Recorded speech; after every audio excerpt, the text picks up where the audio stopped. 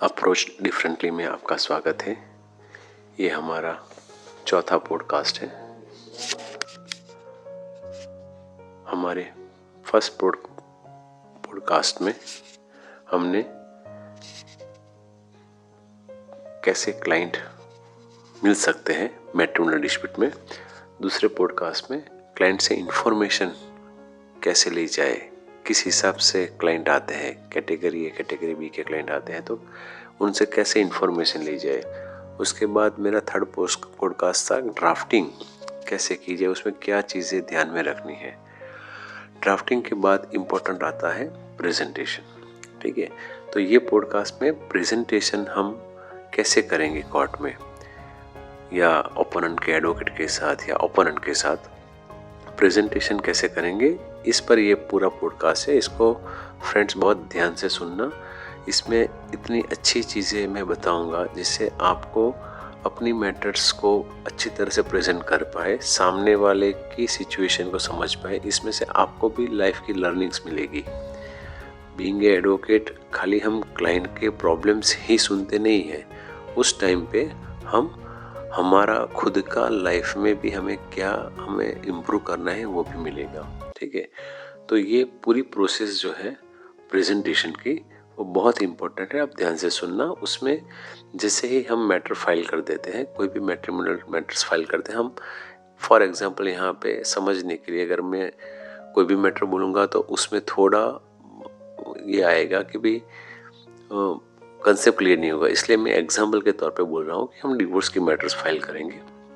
ठीक है, हमारे पास हस्बैंड आते हैं या वाइफ आती है। ठीक है, हम यहाँ पे हस्बैंड मान के चलते हैं कि भाई हमें डिवोर्स चाहिए। ठीक है, तो डिवोर्स की मैटर्स हम फाइल करते हैं। उसके बाद नोटिस मिलती है, ओपोनेंट हाजिर होते हैं।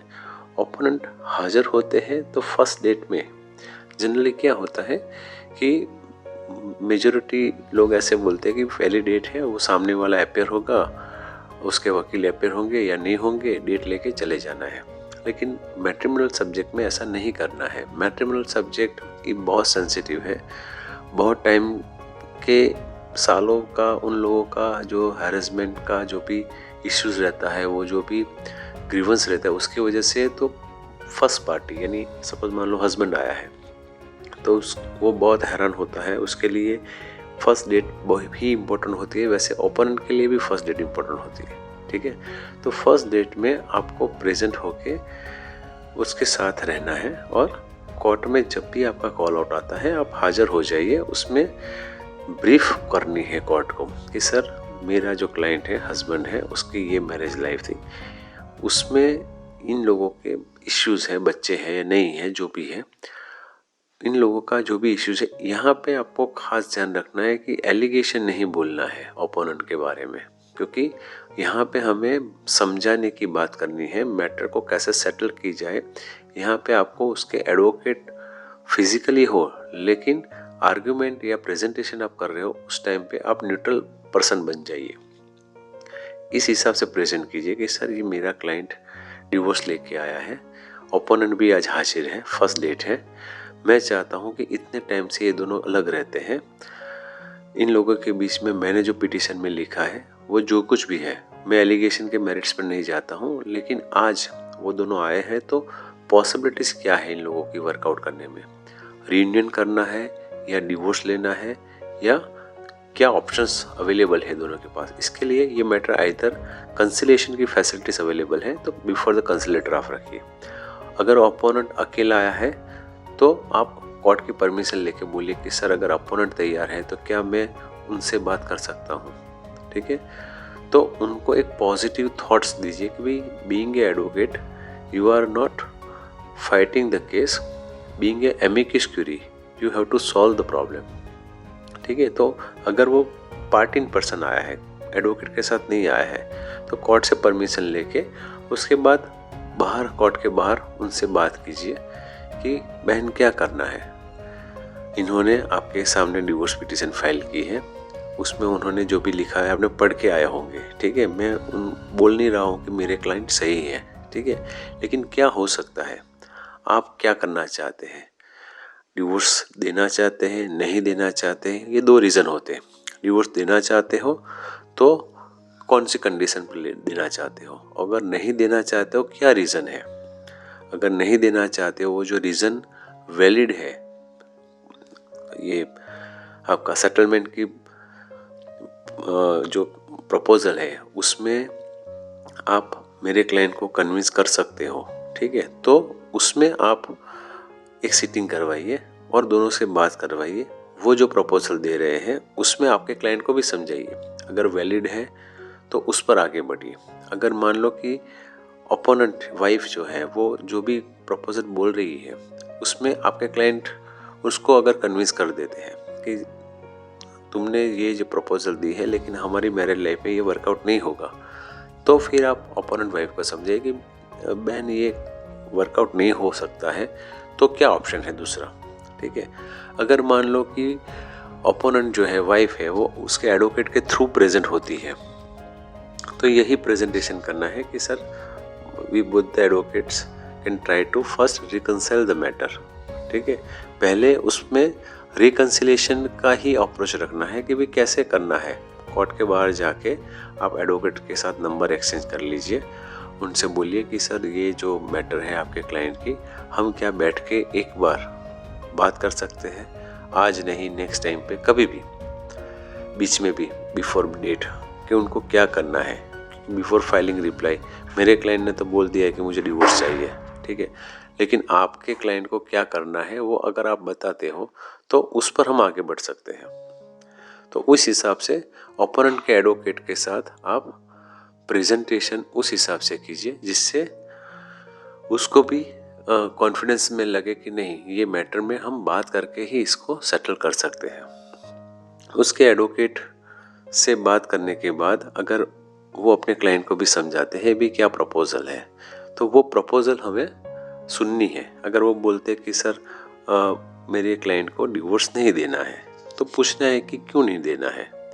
डिवोर्स देने के लिए उनको क्या चाहिए, जैसे मान लो कि उनको डिवोर्स नहीं देने के लिए पर्पज़ ये होता है कि सिक्योरिटी उनकी क्या, ठीक है, उनको पीछे की मेंटेनेंस का इश्यूज़ क्या, तो उनको थोड़ा डीप में जाके ये भी समझाना है कि सपोज मान लो कि कोर्ट में अगर आप आते हो तो कोर्ट क्या ऑर्डर करती है, ठीक है।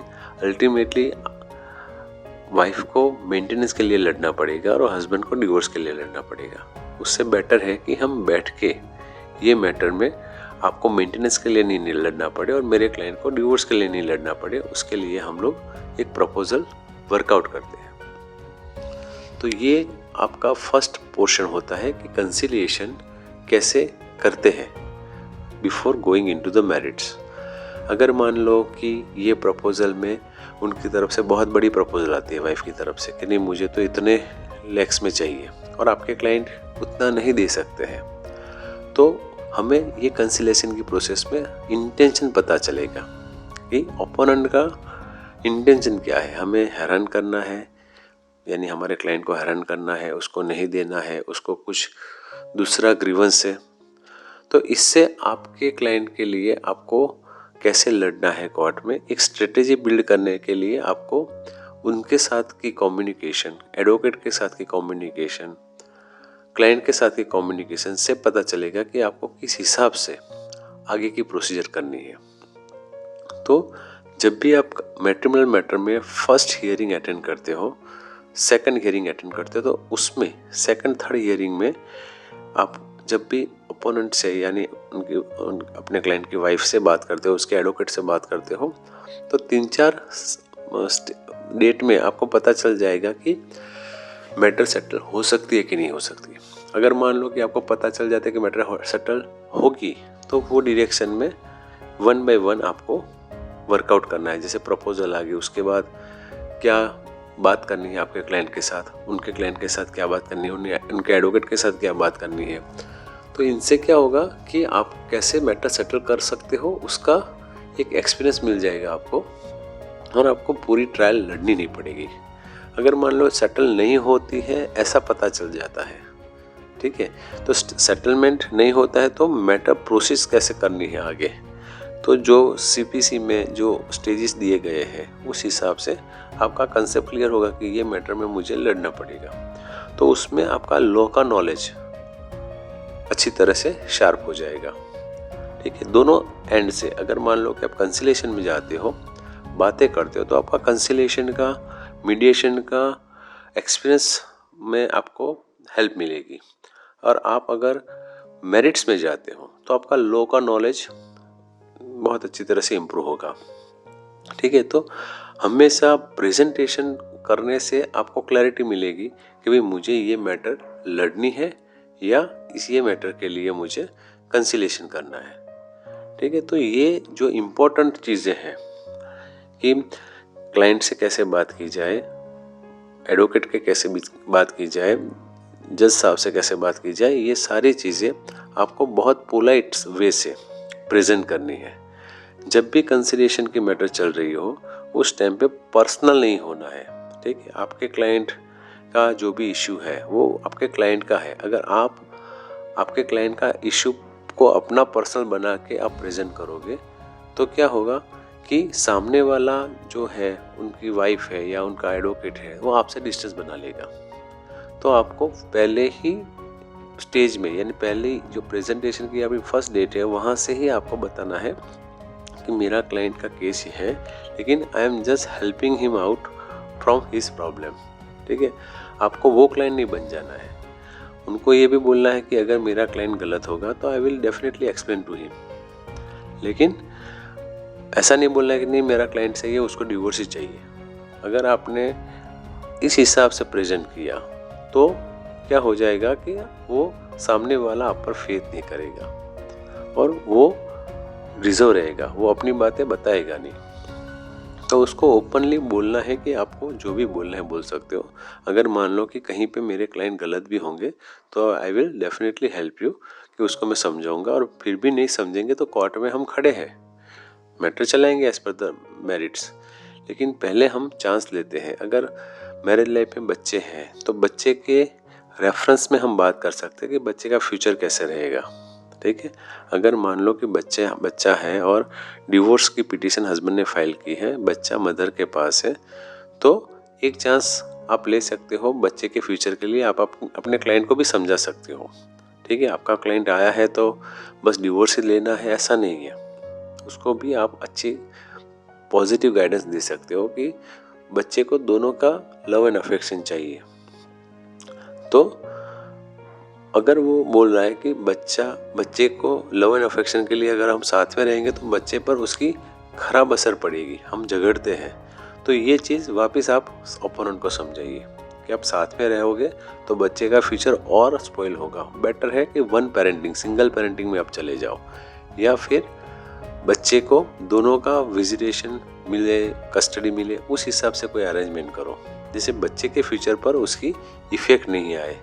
तो ये चीज़ें ऑप्शन में आपको देनी है कि कैसे पीसफुली आप अलग हो सकते हो या आप इकट्ठे रह सकते हो, दोनों ऑप्शन देने हैं। फिर भी अगर वो बोल रहा है कि नहीं मुझे नहीं करना है, सामने वाला बोल रहा है कि नहीं सर मुझे तो केस लड़ना है, तो फिर मेरिट्स में आप शिफ्ट हो जाओ। फिर बार बार एक ही बात मत बताइए। जब कोई स्टेज आएगा कोर्ट में क्रॉस एग्जामिनेशन का या कोई एप्लीकेशन का, उस टाइम पे अगर कोर्ट कोई ऑर्डर पास करती है या सामने वाले को ऐसा लगता है या अपने क्लाइंट को भी लगता है कि भाई ये इसमें मेरी अगेंस्ट में मैटर होगी, तब जाके मैटर अगेंस्ट सेटल होगी।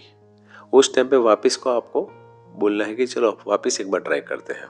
ठीक है, तो ये पूरी प्रोसेस जो है अप टू ट्रायल तक की, उसमें प्रेजेंटेशन में आपको एक थिन लाइन क्रिएट करके रखनी है कि मैं मेरे क्लाइंट से अलग हूँ। ठीक है, प्रेजेंटेशन करने के टाइम पे अलग हूँ। जब मैटर लड़ रहे हो मेरिट्स पर, तब आप क्लाइंट की तरफ से रिप्रेजेंट कर सकते हो कि सर मेरे क्लाइंट की ये मैटर है, उसके साथ ये हुआ आप बता सकते हो। लेकिन जब सेटलमेंट की बात होती है तब अपने आप को थोड़ा क्लाइंट से अलग कर दो, जिससे क्या होगा कि कोर्ट में प्रेजेंटेशन करने के टाइम पे एडवोकेट के साथ, ओपोनेंट के एडवोकेट के साथ प्रेजेंटेशन करने के टाइम पे एक दूसरे से हम अच्छी तरह से बात कर पाएंगे।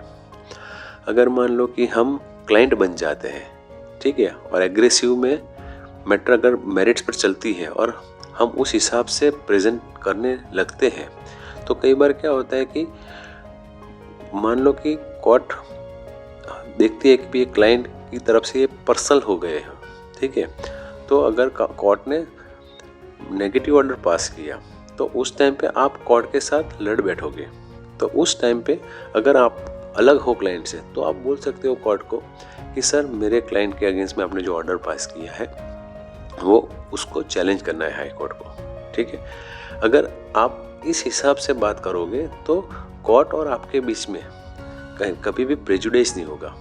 कोर्ट को लगेगा कि भाई नहीं, ये एडवोकेट अपना काम कर रहा है और क्लाइंट ऊपर जाना चाहता है, जिससे आपकी दूसरी मैटर्स है उस पर फर्क नहीं पड़ेगा। अगर आप पर्सनल हो जाओगे, बोला कि सर आपने ये कर दिया, मुझे जाना है, तो जब दूसरी मैटर आपकी आएगी उसमें आप वाइफ की तरफ से होगे तो भी कोर्ट को आपको प्रेजुडिस की दृष्टि से देखेगी। उस टाइम पे आपकी दूसरी मैटर पर भी इफेक्ट आएगी। तो प्रेजेंटेशन में ये बात खास ध्यान रखनी है कि अपने आप को क्लाइंट से अलग होकर प्रेजेंट करना है। क्लाइंट की सारी बातें बतानी है। कोर्ट ऑर्डर करती है पॉजिटिव नेगेटिव, वो दोनों ऑर्डर में आपको बोलना है कि क्लाइंट एक्सेप्ट कर रहा है, पॉजिटिव कर रहा है तो, नेगेटिव कर रहा है तो सर क्लाइंट जा रहा है ऊपर, मैं तो आपके साथ ही हूँ सर, मैं कोर्ट के प्रोसीजर के साथ जुड़ा हूँ, I am representative, I am the officer of the court. ये सारी चीज़ें आपको बोल के कोर्ट को कॉन्फिडेंस में लेना है कि सर क्लाइंट और उसकी वाइफ के बीच में इश्यूज़ है, मेरे और आपके बीच में इश्यूज़ नहीं है sir, I just make representation on behalf of my client. तो इस हिसाब से अगर आपने प्रेजेंटेशन किया तो पूरी ट्रायल में आपका और जज के साथ का आपका कोऑर्डिनेशन बना रहेगा, आपका और सामने वाले एडवोकेट के साथ आपका कोऑर्डिनेशन बना रहेगा, जिससे क्या होगा कि कभी भी अगर मान लो कि सेटलमेंट का इश्यूज आता है बीच में तो ओपोनेंट के एडवोकेट और ओपोनेंट दोनों आपको कोऑर्डिनेट करेंगे। जजेस भी ये सारी चीज़ें देखते हैं तो जजेस भी आपको समझाएंगे, जजेस भी आपको अप्रिशिएट करेंगे कि भाई ये एडवोकेट क्लाइंट की तरफ से रिप्रेजेंटेशन कर रहा है लेकिन क्लाइंट नहीं बन गया है। तो ये सारी चीज़ें एडवोकेट, स्टाफ, ओपोनेंट के एडवोकेट, ओपोनेंट, ये सारे देखते हैं। अगर ये प्रेजेंटेशन की स्किल अगर आपके यहाँ आ गई तो धीरे धीरे क्या हो जाएगा कि एक समय ऐसा आएगा कि जो ओपोनेंट के केसेस ख़त्म हो गए हैं, अपने सामने थे, उसके एमिकेबली आपने सॉल्यूशन ला दिया है या मेरिट्स पर लाए हैं, तो वो ओपोनेंट आपको याद रखेगा कि भाई ये एडवोकेट ने न्यूट्रल प्रैक्टिस की थी, भले उसके क्लाइंट की थी। तो कई बार वो क्लाइंट के नियर सर्कल में जो भी पर्सन के इश्यूज आएंगे मैट्रिमोनियल, तो वो आपको रिफ़र करेंगे। तो ये एक बेनिफिट। तीसरा बेनिफिट ये होगा, ओपोनेंट का एडवोकेट अगर मैट्रिमोनियल सब्जेक्ट की प्रैक्टिस नहीं कर रहा है और आप ही मैट्रिमोनियल सब्जेक्ट की प्रैक्टिस कर रहे हो तो वो आपका अप्रोच पूरी ट्रायल में देखा होगा। तो वो जब वो अपने को कोई मैटर आएगी मैट्रिमोनियल की और वो नहीं कर पाएगा तो आपको रिफ़र करेगा। तो आपका ये दूसरा सोर्स हो गया। तीसरा सोर्स हो जाता है स्टाफ। कोर्ट के स्टाफ आपका प्रेजेंटेशन देखते हैं, वो देखते हैं कि भाई ये एडवोकेट बहुत अच्छी तरह से रिप्रेजेंट कर रहे हैं अपने अपने क्लाइंट को, मैटर को भी अच्छी तरह से कंसिलिएशन करवाते हैं। तो उनके सर्कल में कोई इश्यूज आएगा मैट्रिमोनियल तो आपको रिफ़र करेंगे। और कई बार जजेस देखते हैं कि भाई ये पर्सन जो है वो न्यूट्रल है, as a mediator, as a conciliation, as a amicus curiae practice कर रहा है। तो कई बार जो नीडी पीपल है या जिसको कोई एडवोकेट नहीं है तो एमिकस क्यूरी के हिसाब से आपको भी अपॉइंट करेंगे। तो ये आपकी रिस्पेक्ट इससे बढ़ती है। तो इस हिसाब से पूरा प्रेजेंटेशन आप कीजिए पूरी ट्रायल में, जिससे डेफिनेटली आपको कहीं ना कहीं आप में इम्प्रूवमेंट आएगी। आइदर कंसिलिएशन में इम्प्रूवमेंट आएगी, आइदर ट्रायल कोर्ट में ट्रायल चलाते समय आपका लॉ का नॉलेज अच्छी तरह से इम्प्रूव होगा, या ये दोनों के साथ साथ आपका क्लाइंट का नेटवर्क भी आगे बढ़ेगा।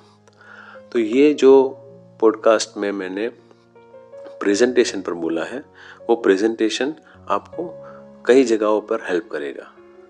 आपकी पर्सनल लाइफ में भी आपको पता चलेगा कि मुझे कहाँ इम्प्रूव करना है। ठीक है, तो डेफिनेटली ये पॉडकास्ट सुनने के बाद अगर आपके कोई कमेंट है, सजेशंस है, कोई क्वेरी है तो आप मुझे कमेंट बॉक्स में बता सकते हो। Thank you.